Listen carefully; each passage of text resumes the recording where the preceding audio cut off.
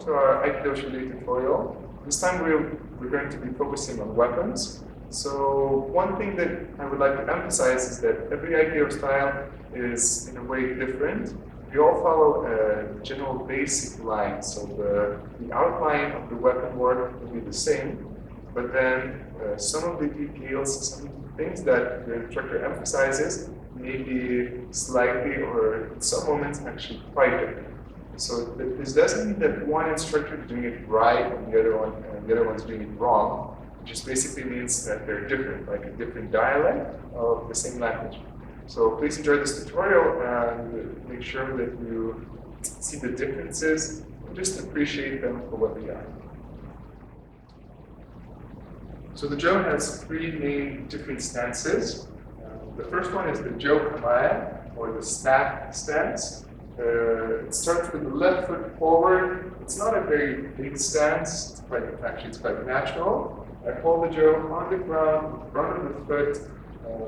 It's held by the left hand, and it's not too high, not too low, just kind of natural. Right here, it's right at the front. So right here, my hips are relaxed, center relaxed, the whole body is relaxed. I just stand in a natural way. The second one is the Tsukamaya, or the thrusting, piercing stance. So first of all, it's different in the sense that the front foot is not looking straight forward. That's because the Joe is more on the side, and if the foot is looking forward, then there's a misalignment with the body. It's not really healthy for the knee. So I don't turn the foot completely forward, completely straight, but just tilt it inside. Now the right hand is at the edge of the back head, but it's not pushed next to the body. It's more in front. The left arm is fully extended. It's not locked. There's no tension. It's relaxed, but it's not close to the body. Now the Joe itself, it's not hanging down. I don't hold it high up. It's kind of floating in the air as if it would be floating on water. So it's, again, the stance is very natural. So you relax the hips, relax the shoulders, sink into the ground, and the basic stance is there. And the same from the front. Right.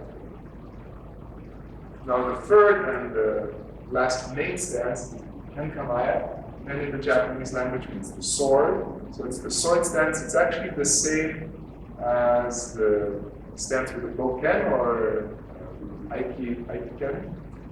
Just there's one main difference, and that difference is that the Joe is longer than the Boken, obviously, and we take note of that. So the stance itself, as I mentioned, the same as in the Boken.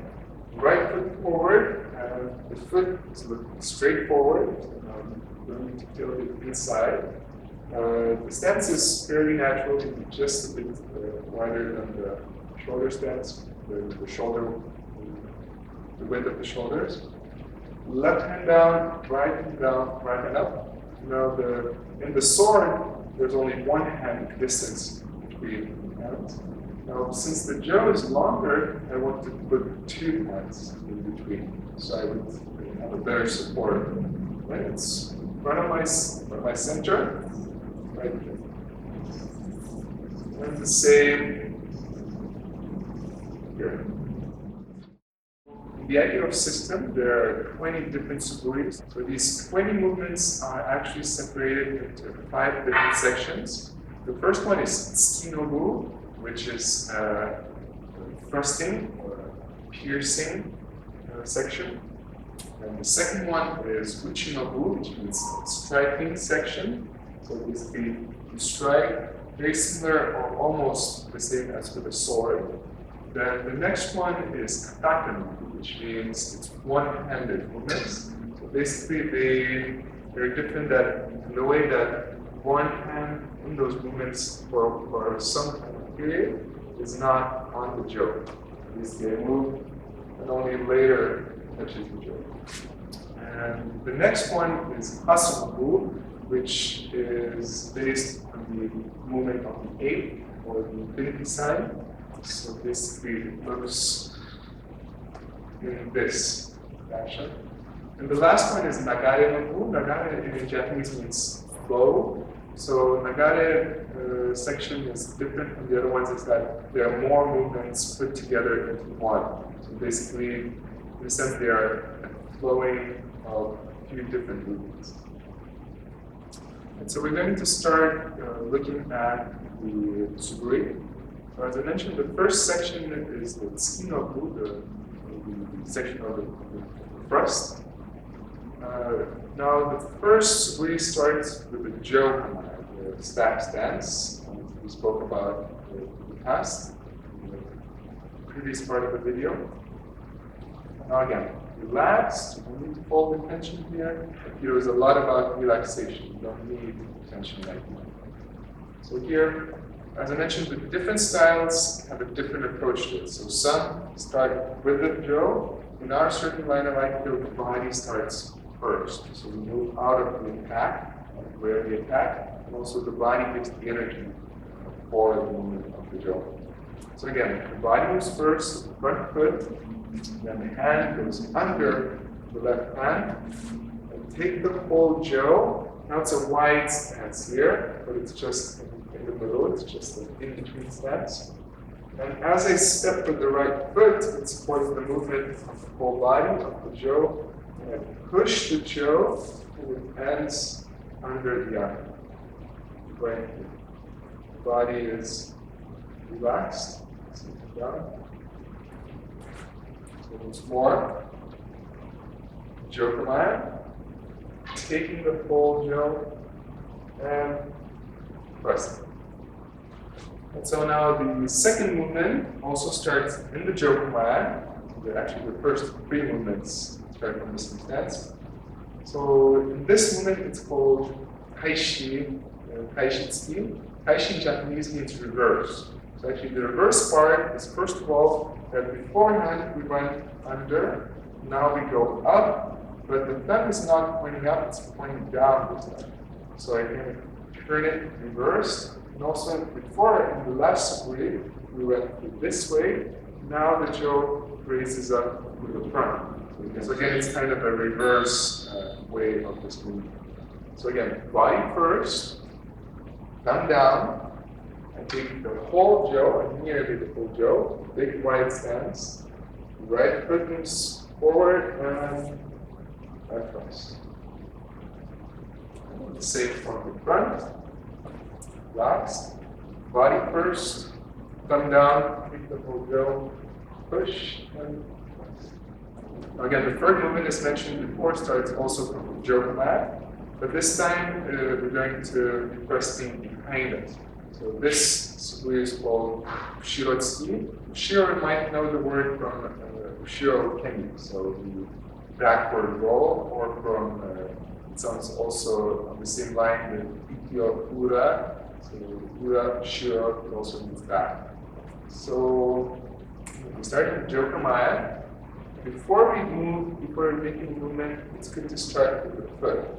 And Aikido, as you step back, if you don't turn the foot, now here it's not a really good position. First of all, the knee torsion is not healthy. It puts a lot of stress in the knee, so that might damage the knee in the future. It's also not very supportive, and then it's hard to turn forward into regular Aikido stance. So if you move the foot beforehand, then you move, now you're straight, you end up straight in the Aikido command, which actually comes from the other. So the foot starts, now the hand goes up again, but this time the thumb is up. As I raise the Jō, the left hand slides to the natural position, and I align the Jō with my elbow, my arm, and I step back. It's a good stance, strong stance, and I press down. Now the same from the other side. Foot, Jō. So now the elbow is more or less like a targeting system. As I step back, try not to leave the back foot moving that way. My energy is more focused on kind of my back. So if it turns And then the whole, it's not about the arms. Again, the whole body makes the thrust, body thrust. Now in the traditional line, we're looking forward, so that we would include the right side, the left side, we would see the whole view instead of just looking at the camera. So it's,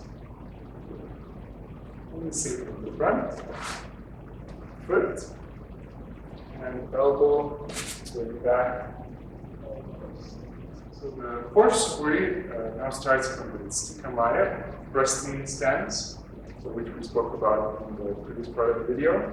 The name of the movement is Tsuki-gedan Geishin. The Tsuki is the thrust, Gedan is the lower part of the body, or the lower part in general, and Geishi is a turn. So you know probably the word Geishi from Kote Geishi. So Kote is the wrist, Geishi is the turn. So the wrist turn, here it's the lower part turn of the joint. I'll show you how the movement looks. So now, again, stepping with the front foot, taking the whole jo, so again, wide, low stance. Now the back foot follows, I thrust. And the same principle as before. Now the back foot is guiding again. I take the whole jo by pulling the back hand. And as the front foot slides, it go back. Now the movement is from the hips. Some of the dojos, they do it next to the body to emphasize the hip movement. In our dojo, we tegatana around the sword arms. And then smooth, I step forward, and this is the lower, the turn the jo. It's a hit to the knee. So now I'm going to show the movement from the front. Again, it's the same press. Then you go back. Now, as you go back, again, there are different ways to approach it. Based on our line, it's not a strike back. You're not trying to strike something very small or something very low, but it's rather it's a hiding movement. Some of the dojos, they hide the jo literally behind the body. Another way to hide the jo is to align it with a view of the attacker in such a way that he would not know the length of the jo. So basically, if I make a good alignment and I cover it with the hand, you barely see or you don't see the jo at all. So you don't have an understanding of what's going to attack you. So you know that this movement is more for that. And also, obviously, it's a preparation for the next movement. So again, turning the hips create the movement, move forward, strike. So now the fifth Suburi and the last Suburi in the Tsukinobu, the thrusting section, it's actually a connection with the next set of movements. It's a connection with the striking exercise. So in a sense, it's tsuki with an uchi. So it's a thrust connected with the strike. So again, I start from the start from the Tsukamaya, thrusting stance. The thrust, and as in the previous Suburi, the back foot guides, front foot slides, and the jo goes. The right hand slides to the center of the jo, and hand, knees drop. If we're very straight here, it's not really stable, not very comfortable, not deep to the knees. Relaxed knees, hips drop. Next in front of the head. And now here it's good to be in the middle because we're going to turn the jo. In the middle it's easy to turn, like a helicopter. If the hands are here, the rest of the jo is heavy, it's harder to maneuver, it's harder to turn. So again, press. Here, not under, not lower than the head, because as you turn, you don't want to hit your head. Have it a bit above the head. And turn, left hand goes through the right hand just to the very front. So try not to jump over. You always want to feel the jo, you always want to have a certain control of it. Now, as I step with the back foot, the right hand slides just until the section where there are two hands distance, and I cut as if with the sword. Now the same from the front. Press, up, turn, forward, and strike. Obviously, if you become comfortable with the movement, it's quite faster. The turn of the Cho and the strike is one movement. So I'll show it right now. It's 1, 2, and as I turn, the strike.